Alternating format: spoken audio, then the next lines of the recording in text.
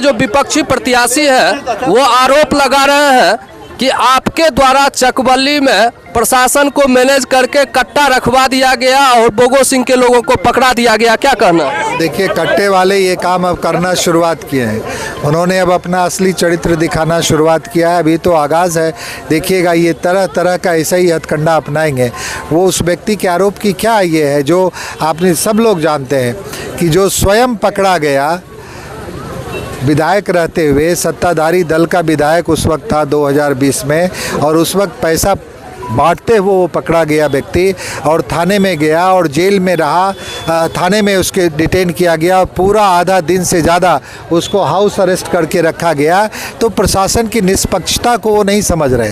प्रशासन को जहाँ कहीं भी चुनाव को प्रभावित करने की बात उनके संज्ञान में आता है वो अपना कार्य करते हैं, और इस तरीके का कार्य जो है वो खुद भी करवाते हैं। कई तरह का काम किया गया है उनके द्वारा। वो कभी साड़ी बांटते हुए किसी को प्रॉम्प्ट कर रहे हैं। एक बच्ची को भी वहाँ पे उन्होंने पूरा ट्रेन किया कि कैसे तुम राजकुमार सिंह का नाम लो, बताओ कि उन्होंने ये करवा दिया। तो ये सब चीज़ चलेगा, इसकी परवाह हम नहीं करते हैं। वहाँ के लोग भी इसकी परवाह नहीं कर रहे हैं। चंद लोगों में भावनात्मक वो जागृत करके वो प्रयास कर रहे हैं। खोई हुई ज़मीन अब कहीं से भी वापस नहीं आ सकती है। वो ज़मीन आपने 2020 में खो दी और आज आप जिस ज़मीन पर खड़े हैं वो ज़मीन नहीं है। आप एक जंगल में खड़े हैं और जंगल से आप ज़मीन की तलाश कर रहे हैं, कहीं पे भी आपको मिलने हासिल होने वाला नहीं है। नमाज पढ़कर और नमाज पढ़ने की बात करके बोगो सिंह एक धर्म को जो है सो अपने पक्ष में कर लिए हैं। क्या कहना, आप भी हिंदू को एक पक्ष में कीजिएगा? देखिए, मैं इस तरीके की राजनीति में विश्वास नहीं करता हूँ।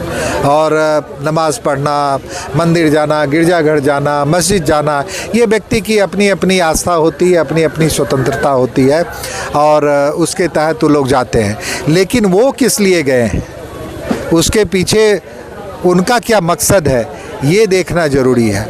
तो जनता सब कुछ समझ रही है। नमाज़ पढ़ना, गिरजाघर जाना, ये इस पे मैं कोई टिप्पणी नहीं करूँगा। ये व्यक्तिगत आस्था का प्रश्न है। मैं कि सभी की आस्था का, सभी धर्म का मैं सम्मान करता हूँ और सभी धर्म के लोगों ने एक ही चीज़ सिखाया है, इंसानियत।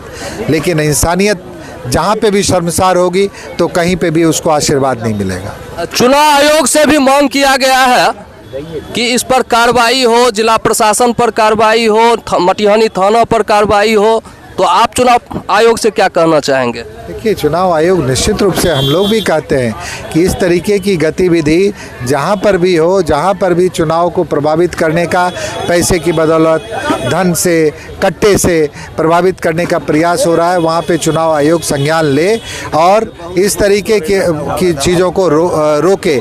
अभी एक साथी ने बहुत अच्छी बात कही थी कि अगर इस तरीके के चीज़ों को, कदाचार को रोकना, यदि निष्पक्ष चुनाव नहीं है तो फिर निष्पक्ष चुनाव और क्या हो सकता है? चुनाव निष्पक्ष तभी होगा जब इस तरीके की चीज़ें नहीं होंगी। तो